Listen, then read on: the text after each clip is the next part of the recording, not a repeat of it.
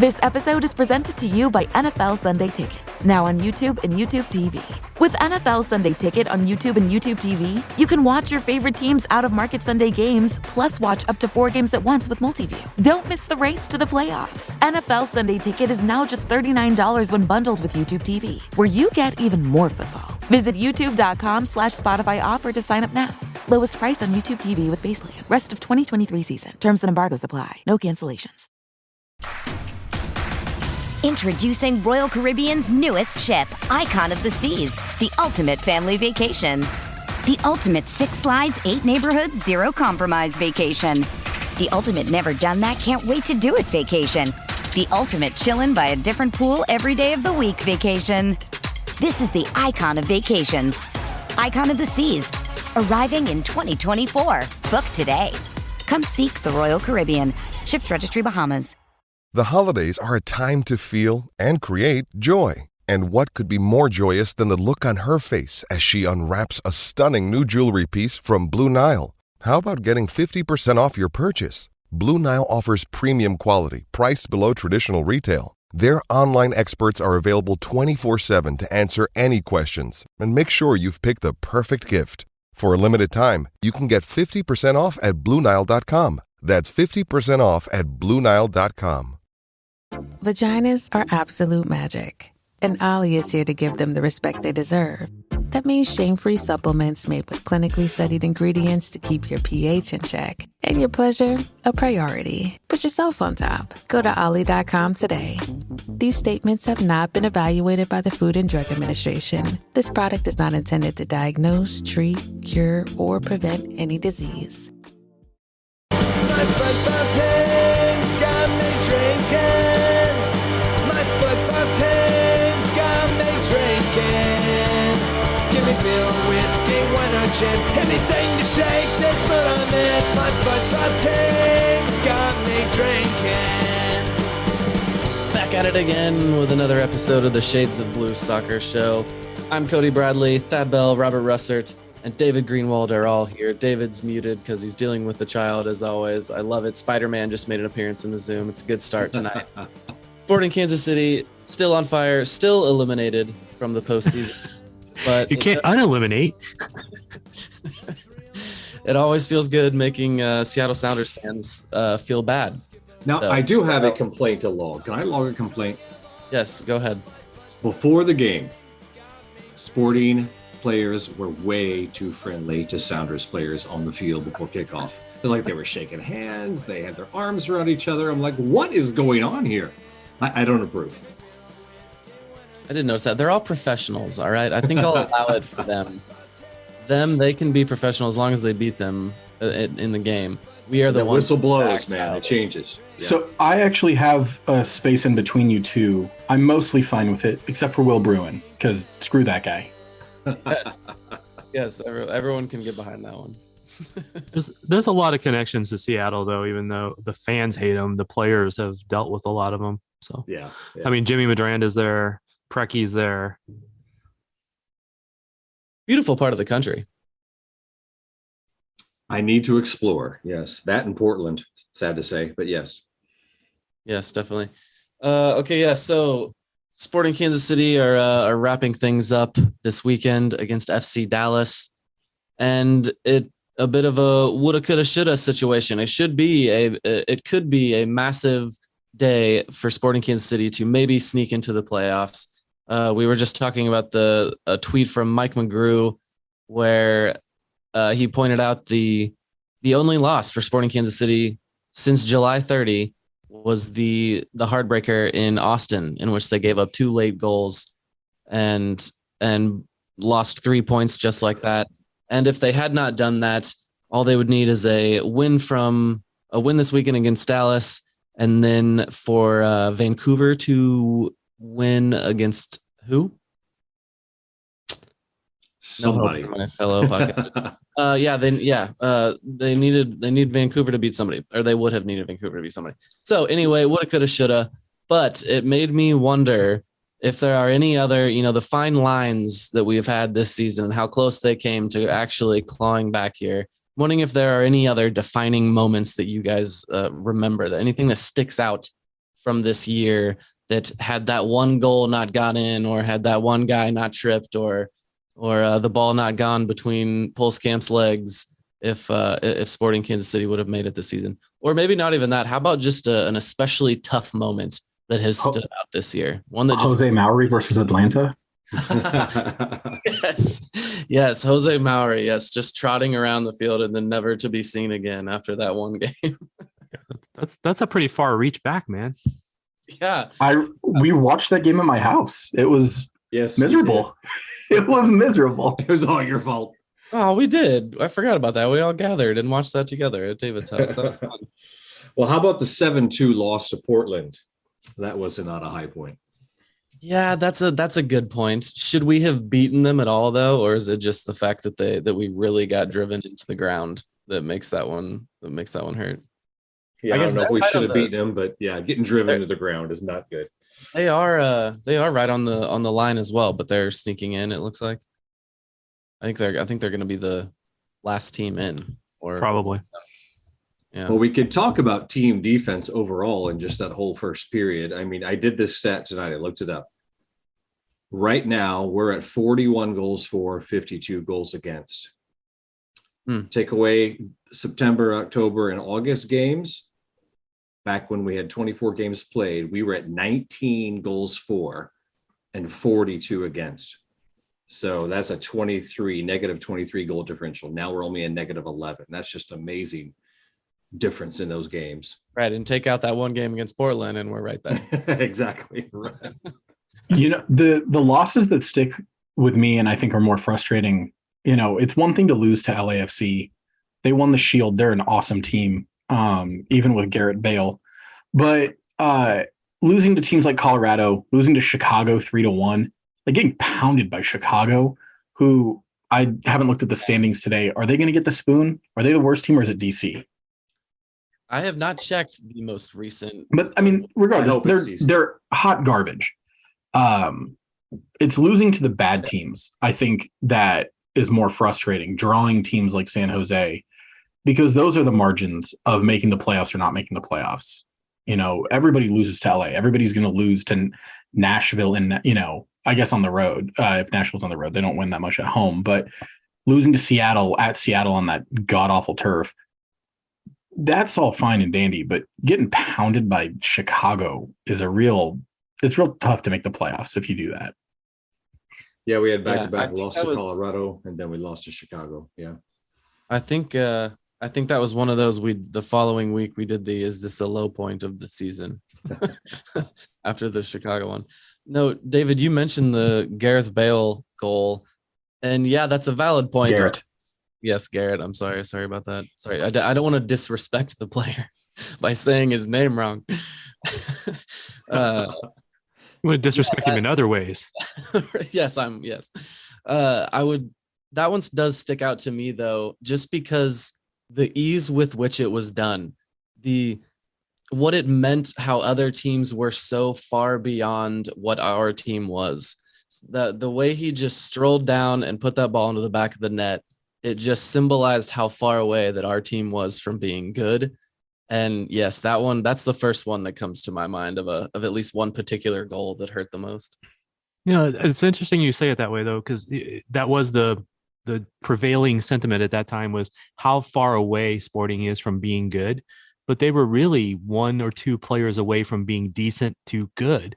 I mean, since those two players came in that we've talked about so much, they've been Supporter Shield winning pace. I mean, obviously they're nowhere close to that, but that pace that they were over 2 points a game, right? So from the tweet we were just talking about, he also added in there that at one point when they were at 20 points. And so in the last 9 games, they've gained exactly 20 points. So if you're over 2 points a game, yes, that does put you on Supporter Shield pace. And yeah, that's a valid point of, you know, how close they were, how far they were from being good. Well, they got 2 players and they were great. So yes, it was probably just one player they were away from just being decent or having something figured out. Yeah, and that makes the Open Cup semifinal point even more valid because Tommy and Agata both played in that game, but they didn't play together. But that loss was a tough one to take. I mean, we could have been in the final, should have been. That was still early when they were early in being here and not very in sync yet, but and playing a lot for guys who had not been full training for a while. Yeah, that was one. I mean, like that was like their second game, right, or something. It was right at the beginning, right? Yeah, yeah, that one hurt just because we were clinging on to so much for that one. That was a lower division team. I mean, come on, guys. Yeah. A lower division team that wiped out a couple of MLS teams along the way. So before, but we still should have won. Come on, Thad. Hey, give credit where credit's due. They were good. We can't score one goal against a lower division team. Come on. Not if they're organized, playing at home in front of. I mean, and stop short of the crowd size there because it was like what 1,000. I think it was a record crowd for them. Yeah, 10,000 maybe. Yeah, I mean, 10,000. Okay. Yeah, but here's the thing though, is that like there's something to be said for playing a motivated game in front of your home fans. There's a lot on the line. It's not like they were playing a high school team. So you guys are saying that was a high point of the season. I thought the idea was low points here. Sorry. No, high point of the season was beating Seattle and knocking them out of the playoffs and watching Albert Rusnak cry. Yeah, that's true.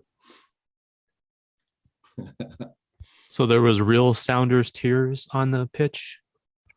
That's sad. There was a lot of footage of Rusnak laying on the ground, arm over his face, and you could see him crying. Man, I missed that. I must have turned the game. Yeah, off. send me that link, man. Okay. I'm usually not cruel, but yeah, I would really not mind seeing that. Okay.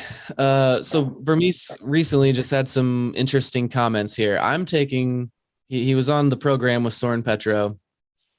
I'm taking one comment he made about finding a third striker, going and getting a third striker as all but confirmation that Kyrie Shelton is no longer going to be with the team.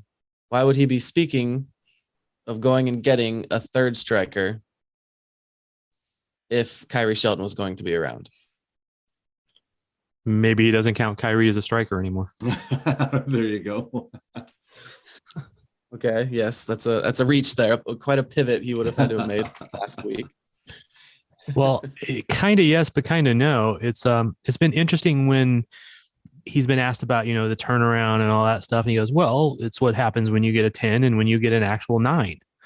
Well, that's been obviously all year he's been defending Kyrie whenever he's been asked about it.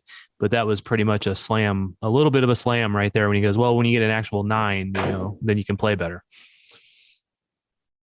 I was interested in the idea that we might be able to buy down Coulda and add a new designated player. Well, he also said that they could add a fourth designated player without getting rid of any of the 3 that we currently have. I assume that does mean that they were going to buy one of them down. But go ahead. Or that one of them has a front-loaded contract in some way, shape, or form. So Gotti could have had I've been told that you can't do this, but I've been told you can do this. So I don't honestly know, but that you could front-load the transfer fee into like over the first 2 years of a contract or something. But then the other one would be Johnny. You could have front-loaded his salary up front and then let it lower as the years go by, because his was not a transfer fee in that contract. So one of those 2 could be the person that he's talking about. Right.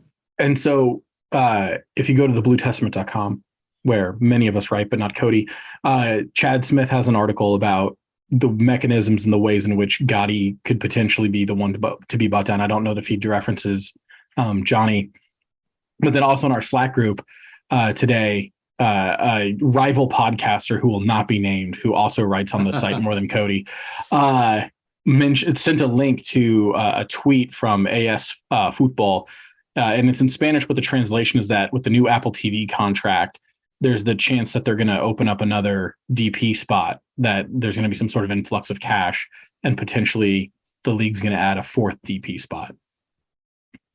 Yeah, so I clicked on this article, and just to clarify, it's not necessarily like a rumor that this might be happening. They're referencing something an official from the LA Galaxy said is a possibility that with more money coming in, that this would be something that would maybe make sense for them to do, is how I took it. I just don't want to like get too far ahead of this as just some report like of a quick quote they got from some guy that works for the LA Galaxy. Yeah, it sounded more speculation on that person's part, because when the league has got more money in, they've done stuff like that. Hasn't happened yet. So yes, and leave it to the LA Galaxy to be at the forefront of that and knowing about when maybe another GP spot might be added. Well, Lord knows they need the help. I read an article on American Soccer Analysis about the Apple contract last night, and according to them, there's really not a significant amount of money being added through the Apple deal as opposed to the previous deal, the way it breaks down. But we'll see. Isn't it that there's more per year, but MLS has to put out more in order to like do the broadcasts Production and all that things stuff. like that. So like the first couple of years, there's probably a big startup amount, and then the league should earn more money per year after that, like that first 2 years. I didn't read that article, but just going off of what I've read before and talked to people, that's my understanding. So I wouldn't expect a big influx in that first year or two. Right. So if we were to add a new DP, if we were able to buy somebody down, what position do you want to see a DP at? Well, we've had this discussion before a little bit, right? And I think we have a disagreement. Some of us think center back, some of us think a 6. So I would go with 6 myself. Yeah, I think I'm leaning on a 6.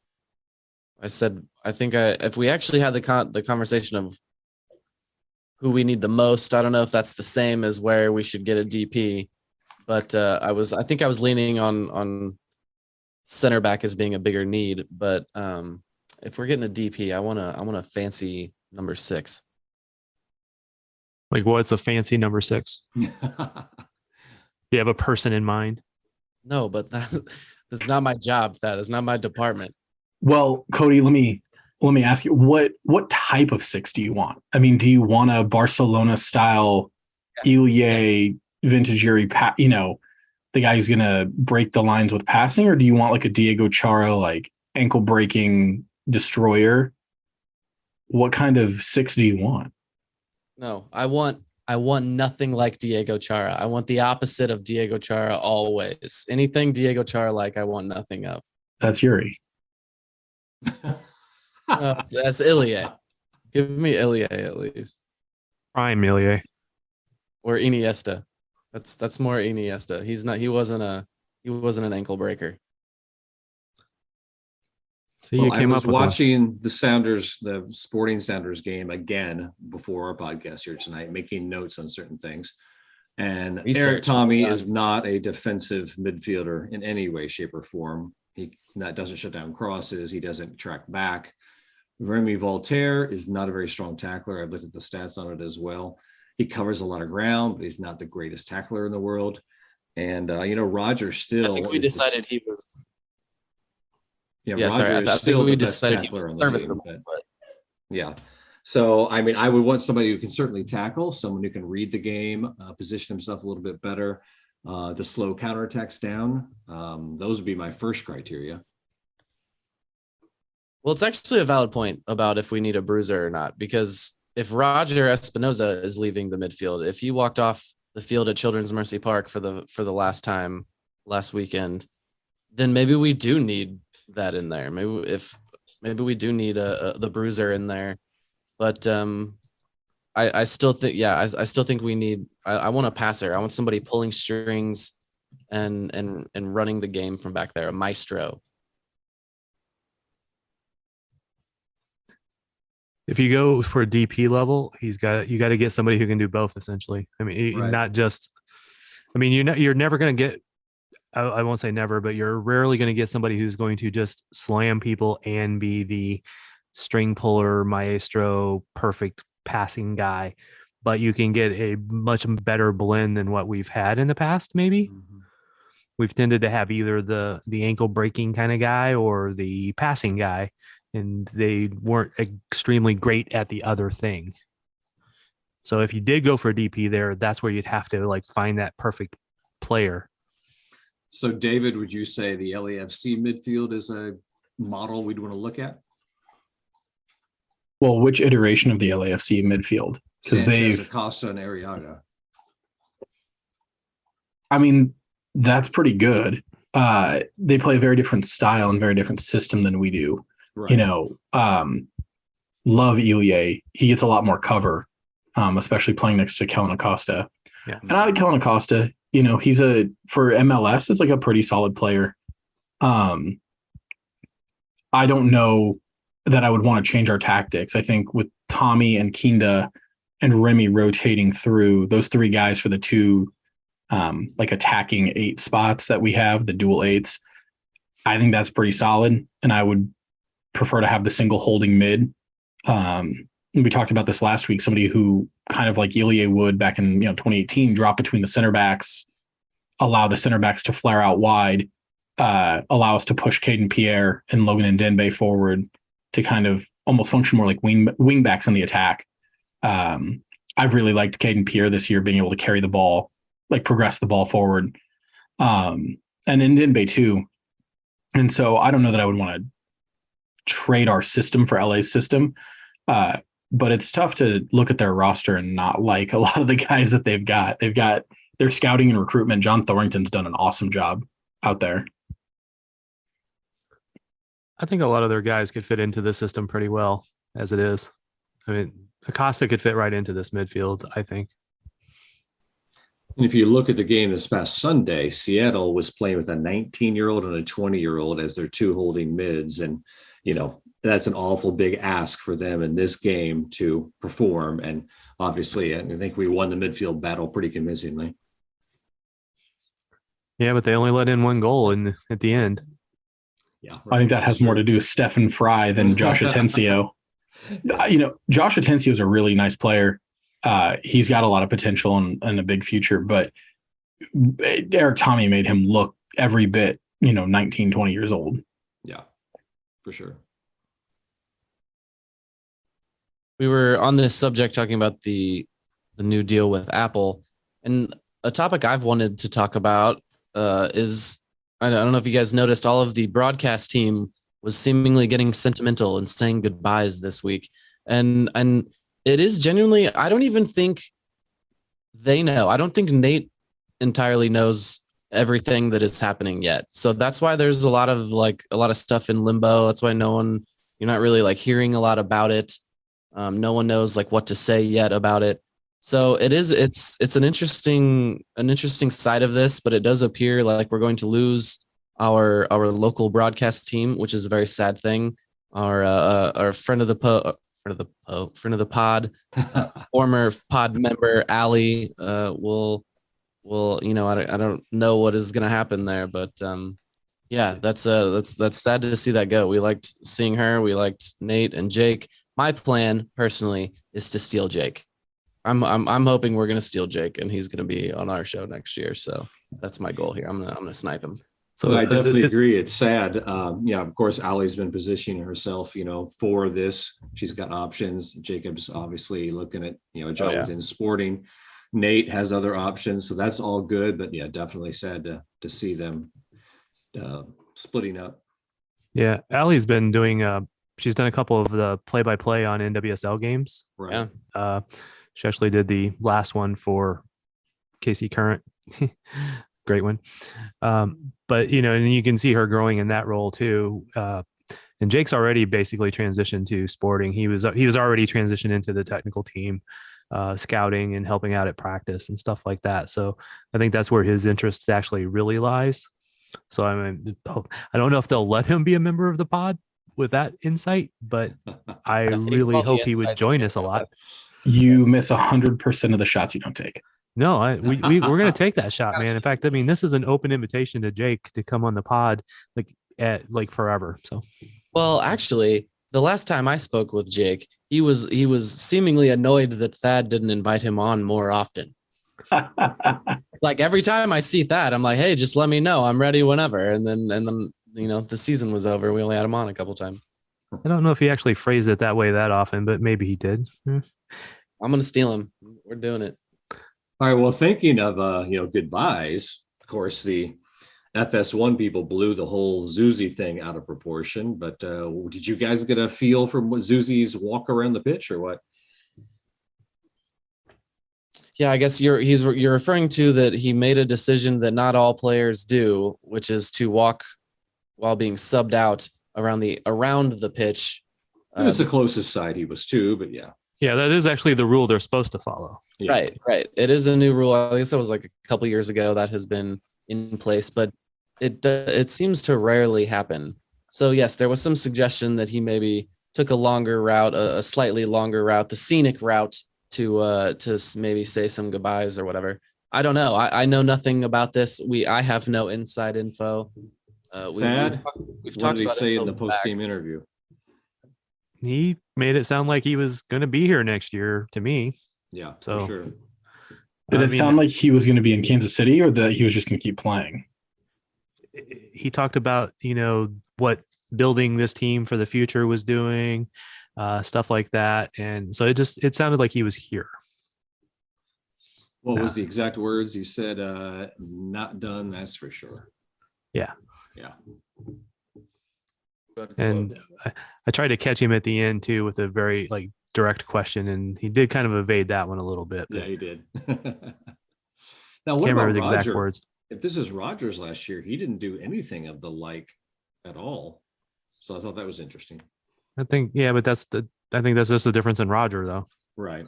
Yeah. I think if he was gone, he would just be gone. Applause, right? What's that? He was given quite an applause. Yeah. Yeah. Right now, I would lay pretty even money that both of them are back next year. But again, that's up to them, I think, more than it is Sporting, because I think Peter would want both of them back. It's the money of how much you pay them and how much you're going to count on them. Because Peter's mentioned several times that he didn't want to count on Roger as much as he had to this year. But when people kept getting hurt, he played Roger a lot more. And then towards the end of the year, he was doing a lot better with subbing him in and out. But the more he transitions into the Nagamura role, I think Paolo's last year, he didn't play all that much. He had a couple of really big moments. Didn't he score a stoppage time winner against Vancouver, I think? But he played less than 1,000 minutes that year. And Roger on a team-friendly deal, cost-wise, for maybe a 1 or a 1-and-1. Same for Zusi, something that's not going to be crazy expensive. There's a lot of value in veteran leadership, and you just got to hope that Vermees is going to, continue to transition the younger guys into the roster. Yeah, and people always will say this. Peter needs to play the young guys, or they need to transition. Peter's going to play the people who he thinks will give him the win in the next game, whether it's a young guy, an old guy. If it kills somebody, that's who's going to play. So, David, back to your original question, where would you want the DP? Center back or? Well, without having Jacob Peterson's ability to scout players all over the world, I think I'd rather spend it in the midfield. Okay. Just looking around the league, there are very few DPs on the back line. The ones, I think Toronto had one, is Carlos Salcedo a guy, and I think that was catastrophic if I remember right.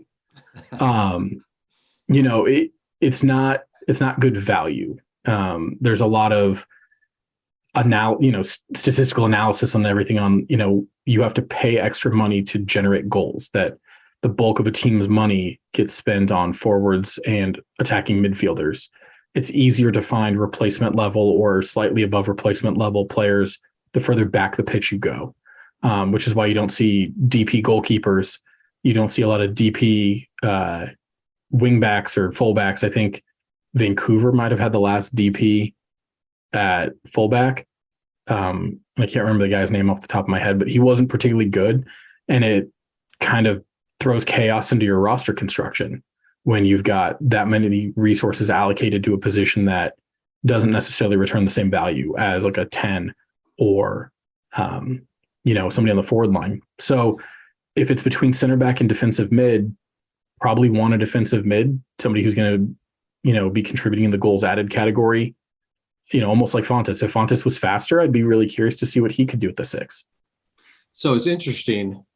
Look at the two guys that are making, $1 million plus on the back line. You got Izzy, you got Fontes, and of course you got Russell, you got Polito. Who else is near that amount salary wise? Is there anybody else? So we already have 2 center backs that are making $1 million plus, which is, in the top 5 in our roster. So that's interesting. Well, I think the idea behind Fontes making that much money is because Ramiz expected him to contribute like he did last year, right? When he first got signed. And last year he led the league in goals added. But he was signed for his offense, not his defense. Yeah.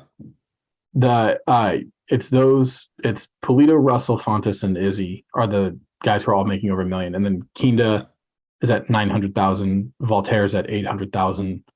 And then Jean-Yves is our next highest paid player.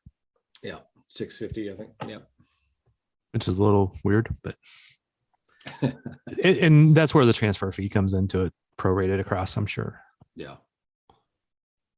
I'm interested to see where Agata and Tommy hit. We won't find that out until mid-season next year, but interesting to see where they're at. We should find out. They usually do a mid-season and an end-of-season salaries, or at least they had in the past. I don't know if they did last year, but. So I was hoping one would be coming out right now. I thought so. Maybe we'll see. Oh, maybe they've already got the 2 out and I just missed it. So yeah. This episode is brought to you by Google Pixel, the official fan phone of the NBA and WNBA.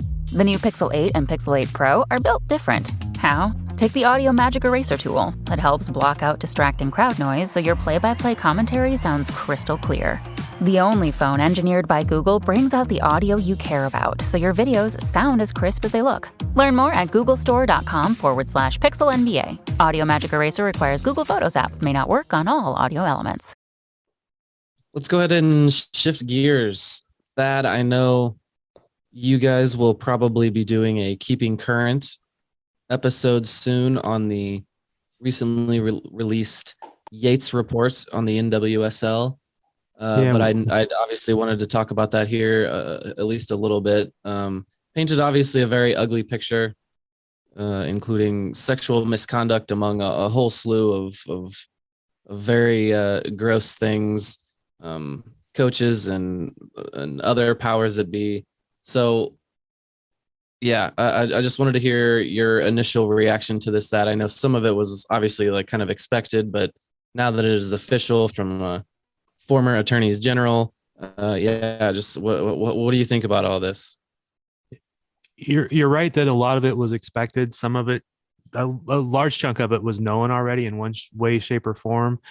But the way that she led that report was just, I mean, it was like a horror film, or I don't know how a better way to describe it, but it was like she led with how somebody was being sexually abused, like right in the first paragraphs. And it was, probably really shocking to a lot of people. Right. Painted a picture was words chosen carefully there, because she did the way it was all presented. It really does paint a very ugly picture. And as incredibly horrible as it was that they focused on 3 coaches, and there's been 3 other coaches that they could have focused on, but they decided that they just can't keep going. So they had to basically just cut it off at 3, because there's been other coaches with other issues. I don't think as much the sexual abuse side of it, but I'm not totally sure. I can't remember for sure on every one of them, but so much of this, I mean, because I was following the league, from the get-go, and there was a lot of stuff that early on, it was like, oh, there was coaches that don't have full licenses, or there's bad training facilities. And it was just, cutting corners, trying to get a league off the ground, and, ignoring a lot of stuff. But these are things that should never be ignored, no matter what. I mean, I can accept, like, okay, they practice on a substandard training field for a year or 2. You know what I mean? That's okay. That sucks, but that's the cost of doing business when you start a league sometimes. But things that happened back then and then continued, and then with coaches that owners knew these coaches did these things and said, okay, well, yeah, we're not going to retain you. And then they moved to another team in the league. How the hell do you allow that to happen? I mean, on that same line, the one that I don't know why this part like got to me as well, but the part about Jill Ellis, like her impact on this of knowing what was going on in this league while still making it clear, and I assume it's, as an effort to support the overarching, U.S. soccer effort to support the domestic league. She was in an effort, and I assume that effort was making it clear to the players that if they didn't play in this league, that they might lose their spot on the national team. And so that part, it just shows you like how far it went and how difficult of a situation it was for so many of them to get out of, because even someone, like Jill Ellis, that is from the outside almost, you know what I mean? And is obviously a woman, you would think that she could be an ally there. And yeah, that's one reason it's scary to me. And I haven't really even read the part about Jill Ellis, but the former commissioner, Elisa Baird, she knew this stuff. Right. And, like U.S. Soccer pushing players to stay in the league, U.S. Soccer was paying for the league. So that was kind of trying to keep it propped up with forcing players to stay in the league. So I do get that, but I don't know how many of them knew the other stuff going on. And, I know somebody had talked about one of these coaches as a good friend. And I was talking with him again. I can't go into a ton of detail about this at the moment, but I was talking with somebody today about that, and they talked about how this coach was a good friend. But how would you know that this person was doing this stuff? Right. You could say, okay, yeah, it's somebody I shared a beer with, I coached against, or, I talked about tactics with or whatever. And, but how would you know that this person did that stuff? But when these players have reported things, and I know how hard it is, I know how scary it is. And when they've reported stuff, if it wasn't acted upon, it diminished the likelihood that somebody else would make the next reporting. So there's so many people in this whole situation that I mean, Portland announced 2 people were fired today. But these are 2 people who shouldn't have been on the payroll for 5 years. Exactly. Yeah. Well, and Merritt Paulson still got a job, I mean, he owns the team, but he enabled all of it. Yeah. And he stepped away. He put somebody else in charge of it for right now, but that's just cover. That person will just do whatever he says. What frustrates me, and I'm not the biggest NWSL follower, on who writes for our site or anything, although I am a big fan. But there's a news story that broke out of Texas, and I don't know if any of you guys saw this, but out of the women's college game. And it just shows how kind of pervasive this is in the entire culture of like women's soccer in this country. And it's disgusting. But, there was this women's college coach out of Texas who got arrested for a DUI and had asked her players to help her pay her bail money. Yeah. Was like encouraging the women's players to hook up with the men's players. And she was hooking up with the men's players, giving alcohol to minors. She was cheating. Like she got kicked out of a game and then came back in a disguise and then got kicked out again and was coaching via a walkie-talkie. Recruited a player from Uruguay who wasn't even enrolled in school. Encouraged her players to try and purposefully injure the other team's players. And when stuff like that's happening in the college game, that's where all the players come from the NWSL. Is like, they still rely heavily on the draft, and it's the whole culture, and it's really disappointing. It's really gross. And I'm gonna kind of add and carry on with that. It's not just soccer. There's big scandals going on with Hockey Canada. There was huge scandals with American gymnastics. Just you can go on and on and on. And obviously most of these are men abusing women, but it's not strictly that because you're talking about that coach in Texas, but it's places where people have power over other people and they have no checks and balances. And I can't imagine if there was some checks and balances on these coaches that maybe they do something slightly bad once, they get caught, they get punished, and then they never do it again because they know there's checks and balances. But when they don't get punished in any way, shape, or form, when people above them don't punish them, it just goes on. And it's there's too much in culture that people can get away with stuff. And I mean, we can't solve all of the world's problems here, but I'm gonna we're gonna try on the Shades of Blue soccer show. It was a few years ago. There was a situation here in Lee Summit where I live, and there was a local soccer coach that was caught with child pornography on his camera because he got arrested somewhere because he talked his way into a spot where he wasn't supposed to be. And cops asked if they could look at his camera, and they found child pornography on it. And what it was he was videoing his daughter's soccer team changing into swimsuits at his house. And he ended up going to, I hope he's still in Leavenworth. I hope he's never out again, wherever he's at. But I knew this because I'd met him. I knew this because I was in Lee Summit. I knew this because I was around the Lee Summit Soccer Association.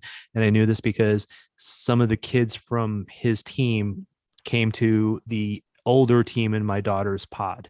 And so I saw these kids, and they're like, ashamed and shocked. And, they're like just little teen girls who these things have happened to. And they didn't even know it. They weren't being touched. They weren't even doing that. But just the shame that they felt from all this other stuff. I can't solve everything, but anybody who allows this to go on, anybody who doesn't take a stand when this happens, and I'm not talking about the people who are abused, because I mean that's tough sometimes, a lot of times, every time to report it and find help. But when they do, anybody who doesn't defend them and go to bat for them, and there are some women's national team players from the past that have had some issues with this also. In fact, I mean, one of the coaches that was in this report was actually dating a former national team player that was on his team. There's just so much wrong in all of this, but anybody who doesn't stand up for it, they need to lose their jobs. They need to be shamed. And people who have been involved in this some of them have went on to other sports. Dan Flynn is in charge of the curling association, U.S. Curling Association. He shouldn't be around any sport, anything where he has influence over people. The former FC Kansas City was mentioned in the report. And, obviously I think that had been reported on quite a bit. It was a long time ago. To hear any of that. That was a long time ago. And I only mention it just because, part of what they were mentioned for in there was like the training facility and the fields. And so when you put that next to what the KC Current is now, that the juxtaposition is just astounding for what this team and this current franchise we have here has turned into. I was actually kind of disappointed that they were pointing out Kansas City for that, because there was other teams in the league that were having same issues or similar issues, playing on youth soccer complexes and stuff like that. There's still some of them playing in really terrible locations. The stuff that the owners did early, that was inexcusable and stupid and juvenile. But I specifically asked quite a few players back then when that news broke if they had ever done anything inappropriate to them, and every one of them said no. And I think Vlaco would have killed them if they had actually hurt his players in any way, shape, or form directly. Well, we go from that very dark subject to, at least we need to mention, October 16th, playoff start, NWSL, Houston Dash versus KC Current in Houston, right? Houston. Yes. October 16th. So it begins. Current last game was in Louisville, and all they needed to get was a draw or a win, and even a couple other results would have helped them out. They could have finished anywhere from first to fifth. They were sitting in third, so a draw would have kept them in third, and they would have had a home playoff game, first time since 2015. There was a NWSL home playoff game here, and they failed. They sucked. The captain got 2 yellows and So the resulting red. So they played the player down for a good chunk of the game at the end, and then they gave up a goal with literally the last few seconds of the game. So they kind of did themselves in there. So they got a tough game at Houston. And anybody want a road trip? I'm gonna be gone, so I cannot. I think that's kind of the hope. Did they 1-3 versus Houston this season? Good I stat. was going to ask what the series record was. Robert, Yeah, there 1-3, I think. with a good stat. Thank you, sir. It is a good week for the Currents as well. They are breaking ground on the new stadium on Thursday, Berkeley Riverfront Park. I'm very excited about that. So yes, all good things ahead for that club. What have we missed among KC soccer stuff this week, guys? Or just anything soccering culture? The sticking on the women's soccer vein for a second, the U.S. women's national team plays in London this week at Wembley, and it'll be the largest crowd ever for the national team playing, potentially the largest crowd ever for women's soccer.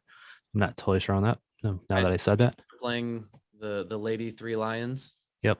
3 Lady Lions. Is it what's his name? The 3 Lady Lions. Okay, yeah, that's pretty sweet at Wembley. I like that. Yeah. Is Alex Morgan going to hit them with the tea time again? No, she's hurt. She's not on the roster. Did she give that celebration to somebody else? There are speculations that somebody else will do it if they score.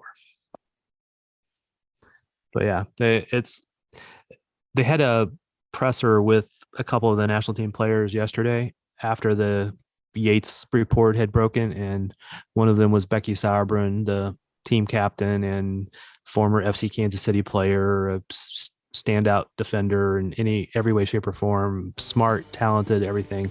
And I've never seen her so broken looking as that moment. Was watching that press conference. All right, I have to change my answer, guys. The way Yes, they do please the bring us scores, back up before the end of this podcast. The way they do the scores of the current website is weird. So they actually beat Houston twice in the Challenge Cup. In the regular season, they were 1-1 against them. I was thinking that you were wrong, but I didn't want to say that. The way they lay it out is weird. Yeah. There's a lot of things they do that's weird, but yeah. Pat, say something prophetic and happy to end this podcast, please. Give the people what they want. Give them something happy. Man, that's tough right now. Let's see. Erling Haaland. No, stop. You're the worst. You're the absolute worst. I like Haaland. If you love this sport, I don't understand how you could not want to watch Manchester City play it at the highest level it could be played. Well, and kick United's ass. I'm all for that. Everyone can get behind Manchester United's ass. There we go. I'm ending it on that pod. Go Current! The other side don't seem so tough, and 3 own goals ain't all that rough. Our skipper has just been sent off. Supporters strong and all comes off. My football team's got me drinking. My football team's got me drinking. My football team's got me drinking. Give me beer or whiskey, wine or gin, anything to shake this mood I'm in. My football team's got me drinking. My football team's got me drinking. My football team's got me drinking.